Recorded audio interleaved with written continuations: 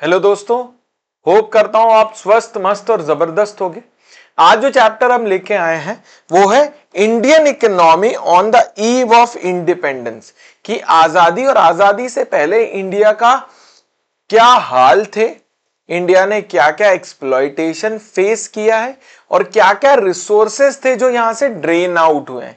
ये chapter all about है कैसे ब्रिटिशर्स ने हमें एक्सप्लॉइट किया है in terms of what, in terms of our resources, our holdings, our land and even our fertility.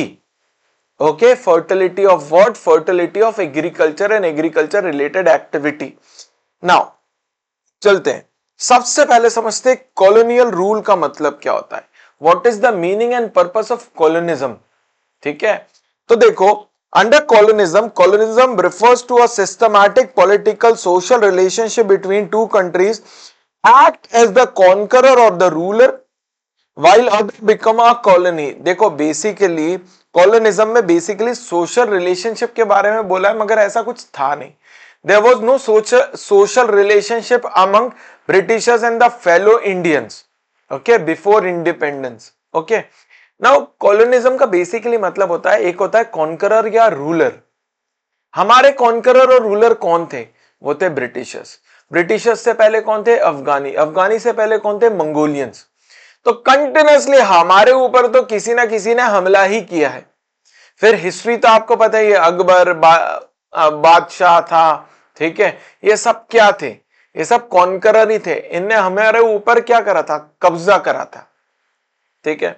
तो अगर हम बात करते हैं कॉलोनिज्म की, तो एक कॉन्करर होता है और दूसरा उस कॉलोनी का पार्ट बनता है। तो हमारे कॉन्करर कौन थे? ग्रेट ब्रिटेन था और कॉलोनी क्या थी? इंडिया थी, जिसको कंट्रोल कहां से किया जाता था? ब्रिटेन से कंट्रोल किया जाता था। क्लियर है? हमारी कॉलोनी के रिगार्डिंग कोई भी डिसीजंस कहां से लिए जाते थे? ब्रिटेन से लिए जाते थे। कहां से लिए जाते थे? ब्रिटेन से। अगला, फीडर इकोनॉमी। क्या होता है फीडर इकोनॉमी का मतलब? The primary purpose of British colony in India was to reduce the country to a feeder economy. India was systematically exploited to supply of raw material resources to feed rapid expanding industrial base of Great Britain while simultaneously serving as a market for finished goods. Now, अगर हम बात करें feeder economy की, तो भाई हम basically उनको resources provide करते थे। किनको? ग्रेट ब्रिटेन को, क्योंकि उनका इंडस्ट्रियल एक्सपेंशन हो रहा था। तो उनका इंडस्ट्रियल एक्सपेंशन के लिए रॉ मटेरियल कहां से आ रहा था? हमारी इकोनॉमी से आ रहा था, हमारे देश से आ रहा था, हमारे प्यारे भारत से आ रहा था, ठीक है। अब बोला प्री कॉलोनियल इंडियन इकोनॉमी। समझना सबसे इंपॉर्टेंट क्या है प्री कॉलोनियल इंडियन इकोनॉमी के अंदर, वो है बैटल ऑफ पलासी। क्या है? Battle of Plassey. देखो, बैटल ऑफ पलासी हुआ किन के बीच में था? वो था ब्रिटेन ईस्ट इंडिया कंपनी, जिसके लीडर थे रॉबर्ट सिल्वी, ओवर नवाब of Bengal and French Eastern India company. इन तीन के बीच में, मतलब एक फेज हो गया नवाब ऑफ बंगाल और कौन? फ्रेंच। दूसरी तरफ हो गया ईस्ट इंडिया कंपनी। तो ये बैटल ऑफ पलासी जीता किसने था? ब्रिटिशर्स ने जीता था। कब? 1757। तो इससे ऑफिशियल उनको एंट्री मिली थी। कहां? अनडिवाइड इंडिया में। कहां एंट्री मिली थी? अनडिवाइड इंडिया, जिसके अंदर क्या क्या था? आज की डेट में जो पाकिस्तान है और बंगाल है, जो कि आज बांग्लादेश कहलाता है, ठीक है। ये दोनों क्या थे? उस अनडिवाइड इंडिया का एक हिस्सा थे। अब देखते हैं, ब्रिटिशर्स के आने से पहले 1757 के पहले India was prosperous, self reliant, agrarian economy, well known for handicraft industry. अब समझो भाई, सबसे पहले हम थे प्रोस्परस एंड सेल्फ रिलायंट, मतलब फलती फूलती इकोनॉमी। हमारे जो भी रिसोर्सेज की रिक्वायरमेंट या नेसेसिटीज थी उसको हम ही खुद फुलफिल कर लेते थे, हमें किसी और के ऊपर डिपेंड होने की जरूरत नहीं थी। हम थे सेल्फ रिलायंट, जो भी जरूरतें हैं, हमारी नेसेसिटी है, उसको हम यही यूटिलाइज कर लेते, यही क्रिएट करके। दूसरा, more than 85% of the population was directly or indirectly relate with agriculture or agriculture activities. तो हम क्या थे? एग्रेरियन इकोनॉमी थे। क्या थे? एग्रेरियन। दूसरा बोला well known for handicraft industry. Well known for handicraft industry का मतलब क्या है? यहां पे टेक्सटाइल का काम, जैसे हमारा अनडिवाइड इंडिया था तो बांग्लादेश इंडिया का ही हिस्सा था, तो वहां पे कॉटन फैब्रिक होता है जिसको बोलते हैं मलमले शाही, मलमले खास, जो कि यहां लिखा है डकाई मुस्लिन के नाम से। ये रॉयल्टी को रिप्रेजेंट करता था, तो ये this was quite famous in Britain. मलमले शाही, मलमले खास या डकाई मुस्लिन, ठीक है, तो ये काफी ज्यादा फेमस था। दूसरा, हमारे यहां बहुत सारे स्टोन क्राफ्टमैन थे। आपने देखे होंगे हमारे बहुत सारे मंदिर हैं, ठीक है। मंदिर कैसे? सन टेम्पल हो गया, ठीक, कोल्हापुर का महालक्ष्मी टेम्पल हो गया, ठीक, फिर ऐसे बहुत सारे मंदिर थे जो किसके थ्रू बने थे? स्टोन क्राफ्टमैनशिप के थ्रू बने थे, जहां पे नक्काशियां की जाती थी काय पे? पत्थरों पे। अगर आप कभी भोपाल आए हो तो हमारे यहां भोजपुर है, राजा भोज ने जो मंदिर बनवाया है, बोला जाता है पांडवों ने बनाया है, तो वो भी पत्थरों से बना है। तो ये भी एक कलाकृति थी, एक तरीके की शिल्पकारी बोला जाता है जिसको, तो वो किसके अंदर आता है? स्टोन क्राफ्टमैन के अंदर आता है। क्लियर है? आगे देखते हैं। Agriculture sector and high stagnation. सबसे पहले ये वर्ड बहुत इंपॉर्टेंट है, स्टैग्नेशन। एक इकोनॉमी होती है जिसको बोलते हैं स्टैग्नेंट इकोनॉमी, जो इंडिया तो है। हाँ, मतलब जहां की ग्रोथ सिर्फ 0.5% होगी। हर साल आप कितना परसेंट की ग्रोथ करोगे? 0.5% की। Not more than, not less than, but 0.5 is the accurate rate. भाई ब्रिटिशर्स हमें एक्सप्लॉइट करने आए थे, हमारे यहां से रिसोर्सेज एक्सट्रैक्ट करके अपने तरफ ले जाना चाहते थे। वो कभी नहीं चाहते थे कि आपका डेवलपमेंट हो, आप पढ़ो लिखो। उनको कोई जानकारी नहीं, उनको कुछ लेना देना नहीं था आपकी इकोनॉमी में क्या हो रहा है, आपकी नेशनल इनकम बढ़ रही है या नहीं बढ़ रही, आपके यहां इंप्लॉयमेंट रेट कितना है या नहीं है, ठीक है। ब्रिटिशर्स का सिर्फ काम क्या था? आपके पास से जो जो अच्छी अच्छी चीजें मिल सकती है वो अपनी कंट्री द ग्रेट ब्रिटेन लेके जाना चाह रहे थे, और कुछ भी नहीं था। They are only here to exploit you mentally, physically, socially, economically, whatever the senses, ठीक है। They are only here to exploit you. ये था मेन पर्पस ब्रिटिशर्स का टूवर्ड्स इंडिया। देखते हैं, during colonial era the agriculture sector, despite employing 85% of the population, experienced systematic stagnation and decline. क्यों था? अगर भाई किसी इकोनॉमी की 85% चीज ही एग्रीकल्चर पे, तो उसका तो डेवलपमेंट होना चाहिए। नहीं। क्यों नहीं था? हमारे पास मॉडर्न टेक्नोलॉजी नहीं थी, हमारे पास इन्वेस्टमेंट नहीं था। क्या नहीं था? Investment. There was a scarcity of investment. Investment थे ही नहीं कि हम बीज खरीद पाए, फर्टिलाइजर खरीद पाए।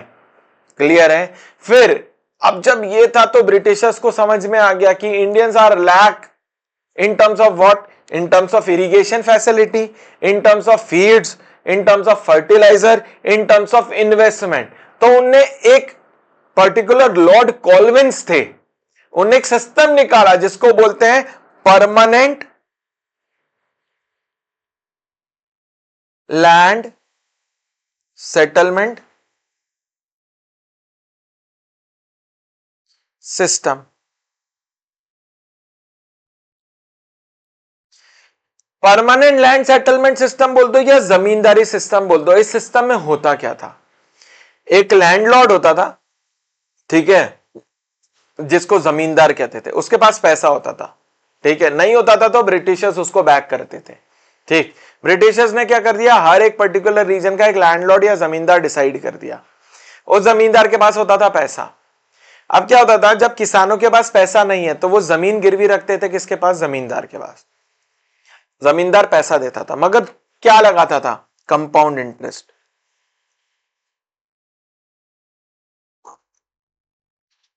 क्या लगाता था?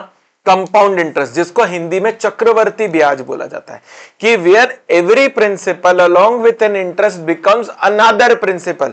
मतलब मैंने अगर 100 रुपए का लोन लिया है या जमींदार को अपनी जगह गिरवी रखी है, तो मेरे को हर महीने इंटरेस्ट कितना देना है 10%, तो 100 रुपए का 10% कितना हो गया 110। तो अगला प्रिंसिपल 100 नहीं होगा, कितना होगा 110, तो इंटरेस्ट कितना होगा 11, तो ये हो जाएगा 121। फिर होगा 121 प्लस 12.1, तो अगला इंटरेस्ट कितना हो जाएगा 143.1।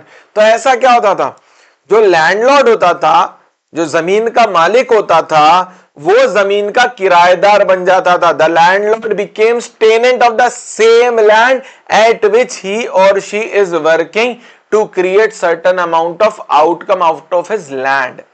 मतलब आपने कुछ उगाया है मगर आप इंटरेस्ट नहीं दे पा रहे हो, तो वो इंटरेस्ट नया प्रिंसिपल बनता जाएगा। ऐसा कब तक, जब तक आप चुकाओगे नहीं। वो तो आप चुका पाओगे नहीं क्योंकि स्केर्सिटी ऑफ इन्वेस्टमेंट थी। फसल किसी भी कारणवश अगर खत्म हो गई, खराब हो गई, मगर आपको इंटरेस्ट तो चुकाना है, तो at the end of the day जो जमींदार है, जिसके पास आपने जमीन गिरवी रखी थी, वही उसका मालिक हो जाता है और आप उसी जमीन के क्या हो जाते हो, किराएदार। जो इंटरेस्ट होता है उसको बोलते हैं लगान। क्या बोला जाता है, लगान। अब प्राइमरी रीजंस फॉर स्टैग्नेशन क्या क्या थे। पहला बोला लैंड रेवेन्यू। देखो यहां लैंड रेवेन्यू में जमींदारी सिस्टम हो गया पहला, जो मैंने अभी समझाया। कमर्शियलाइजेशन, कमर्शियलाइजेशन का बेसिकली मतलब क्या हुआ, उनने हमें जूट, वूल, कॉटन, फिर मलमले शाही, मलमले खास, ये जो कॉटन के फैब्रिक थे ये बताना सिखाया। फिर अफीम कैसे होती है वो, फिर हमें गेहूं से इन्वेंट कराया कि गेहूं कुछ होता है। तो ये सब क्या थे, वो चीजें थी जो कमर्शियलाइज हो सकती थी, जिसका ब्रिटेन फायदा ले सकता था। ठीक है, क्लियर है। अगला इन्वेस्टमेंट की स्केर्सिटी तो मैं आपको बता ही चुका हूं भाई। फर्टिलाइजर खरीदने के लिए भी इन्वेस्टमेंट लगता है, पैसा लगता है, बीज खरीदने के लिए भी इन्वेस्टमेंट लगता है, वो भी आपके पास नहीं थे। ठीक है, अगला इंडस्ट्रियल सेक्टोरल रिफॉर्म या सिस्टमैटिक रूइन। भाई उन्हें सिस्टमैटिक रूइन के अंदर किसको करा, डी इंडस्ट्रियलाइजेशन करा, हैंडीक्राफ्ट इंडस्ट्री को टोटली खत्म कर दिया। कैसे खत्म कर दिया, जादू की छड़ी थी, शाकालाका बूम बूम घुमाया और हो गया, ऐसा नहीं था। उनने क्या करा, एक चीज बोला जाता है डिस्क्रिमिनेटिव टैरिफ पॉलिसी बोला जाता है, डीटीपी। क्या करते थे, यहां से अच्छा रॉ मटेरियल ब्रिटेन एक्सपोर्ट हो रहा है, टैरिफ फ्री, कोटा फ्री, वहां से finish product tariff free, quota free, India आ रहा है। ठीक है, लोकल वाले अगर अपना माल एक्सपोर्ट करना चाहते थे तो 150% की टैरिफ ड्यूटी लगाई जाती थी। फिर certain amount of quotas fix कर दिए जाते थे कि इस क्वांटिटी से ज्यादा आप बेच नहीं सकते हो ब्रिटेन में। क्लियर है, तो ये जड़ थी जिसके कारण डी इंडस्ट्रियलाइजेशन हुआ, हैंडीक्राफ्ट इंडस्ट्री जड़ से खत्म हो गई। ठीक है, और बोला lack of capital goods industry, जो हैवी मशीनरी जिसके थ्रू आप कुछ भी बना सकते हो वो भी नहीं था। देखो सारी नेगेटिविटी तो छोड़ दो, कुछ पॉजिटिविटी भी थी। जैसे 1850 में रेलवे को इंट्रोड्यूस कराया गया, 1853 में एक रेलवे ब्रिज बना और रेल चली, ट्रेन चली बॉम्बे से दादर नागर हवेली तक, या बॉम्बे के थाने से दादर नागर हवेली तक पहली ट्रेन चली थी। पहला रेलवे ब्रिज और पहली ट्रेन 1853 1853 में ही बनी थी। क्लियर है। अब मोनोपोलिस्टिक कंट्रोल, स्विस कैनाल। देखो भाई स्विस कैनाल ने एक इजी रूट दिया था वाया इजिप्ट, किसको, यूरोप को एशिया का, जिसने 12,100 माइल का डिस्टेंस लगभग 5500 माइल के अंदर ही खत्म कर दिया था। ये टोटल डिस्टेंस था जो इनको ऐसे कवर करके जाना पड़ता था, जिसको इजिप्ट के एक टनल के थ्रू, कैनाल के थ्रू डायरेक्ट रूट ने कितना कम कर दिया, 5100 माइल, जिसके कारण आना जाना का समय भी कम लगा, डिस्टेंस भी कम लग रहा है, प्लस इजी एक्सेस हो गया यूरोप को डायरेक्ट एशिया का। क्लियर है। 1869 में स्विस कैनाल ऑपरेटिव हुई थी। क्लियर होगा। देखो डेमोग्राफिक कंडीशन बहुत ज्यादा इंपॉर्टेंट है। पहला 1881 में पहली बार क्या कराया था? सेंसस हुआ था, जनगणना हुई थी, देखा था पॉपुलेशन की क्या एक्चुअल साइज है, क्या एक्चुअल सिनेरियोज बन रहे हैं पॉपुलेशंस के। दूसरी चीज देखी थी, क्या नेशनल इनकम होगी, उसका कैलकुलेशन। तो doctor Rao was the one of the person जिसका नेशनल इनकम का कैलकुलेशन सटीक बैठा गया था, सटीक माना गया था। क्लियर है? अगला 1921 को ईयर ऑफ ग्रेट डिवाइड क्यों कहा जाता है? यहां पे high birth rate, high death rate, unemployment rate सबसे ज्यादा था, इन्फेंट मोर्टेलिटी रेट सबसे ज्यादा था, मटेरियल मोर्टेलिटी रेट सबसे ज्यादा था। इन्फेंट मोर्टेलिटी रेट का मतलब होता है जब 1 साल की से कम उम्र में कोई बच्चा शांत हो जाता है, उसको इन्फेंट मोर्टेलिटी रेट बोला जाता है, क्योंकि वो इन्फेंट कहलाता है, बच्चा कहलाता है। मैटरनल मोर्टेलिटी रेट, तो इसका मतलब होता है जब कोई औरत बच्चा देते देते मर जाती है तो मैटरनल मोर्टेलिटी रेट बोला जाता है, यह भी सबसे ज्यादा था। लाइफ एक्सपेक्टेंसी सबसे कम थी, 32 years was the maximum age. ठीक है, फिर इन्फेंट मोर्टेलिटी रेट पर 1000 में 218 था, 218। क्लियर है? अगला ये ऑक्यूपेशनल स्ट्रक्चर है। Agriculture 72.5, secondary sector 10.1, tertiary sector 17.4, somewhere around ऐसा था ये परसेंटेज। प्राइमरी मतलब एग्रीकल्चर, सेकेंडरी मतलब मैन्युफैक्चरिंग, टर्शियरी मतलब सर्विस सेक्टर। ठीक है, क्लियर होगा। अगला इंफ्रास्ट्रक्चर डेवलपमेंट में मैंने आपको बता ही दिया है, 1850 में रेलवे आई थी, रोड्स बनाना शुरू करा, पहला टेलीग्राफ भी बना था, स्पेरिकल शेप टेलीग्राम बना था। ठीक है, क्लियर होगा ये सारी चीजें। अब इस पर्टिकुलर चैप्टर के की नोट्स जो मैंने देखे हैं 1757, 1850 में, 1869 में, 1921, क्लियर है? ये इंपॉर्टेंट पॉइंट थे इस पर्टिकुलर चैप्टर के, ये इंपॉर्टेंट था पूरे चैप्टर के अंदर का, जो मैंने पूरी तरीके से डिस्क्रिप्टिव वे में जैसा आपको पढ़ाना चाहिए था, जिस तरीके से आपको समझ में आए, हर वो चीज यूज करी है। जाते आते अपील है, मेरे चैनल को लाइक शेयर सब्सक्राइब करिए, ताकि हम हाईली मोटिवेटेड, हाईली एंथुजियास्टिक रहें, ताकि हम आपके लिए अच्छे से अच्छा कंटेंट प्रिपेयर करके प्रेजेंट करें, जो आपका, चाहे आप 11th हो, 12th हो, सीबीएसई हो, आईजीसीएस हो, कैम्ब्रिज हो, आईसीएससी हो, किसी भी बोर्ड से हो, तो मैं आपको हेल्प आउट कर पाऊं। क्लियर है? जाते आते आपको इंस्टाग्राम का लिंक भी मिल जाएगा। मेरे चैनल को सब्सक्राइब तो जरूर करके ही जाना, क्योंकि only 0.5 of the percent of total सिर्फ लोगों ने मेरे चैनल को सब्सक्राइब करके रखा है, बाकी 99.5 तो सिर्फ वीडियो देखते हैं, नॉलेज गेन करते हैं और चले जाते हैं। ठीक है, वैसे हमारा 1000 सब्सक्राइबर का माइलस्टोन भी है, जो आप पूरा करने में मदद कर सकते हैं, तो प्लीज हमारे चैनल को सब्सक्राइब करके जाइएगा। Thank you.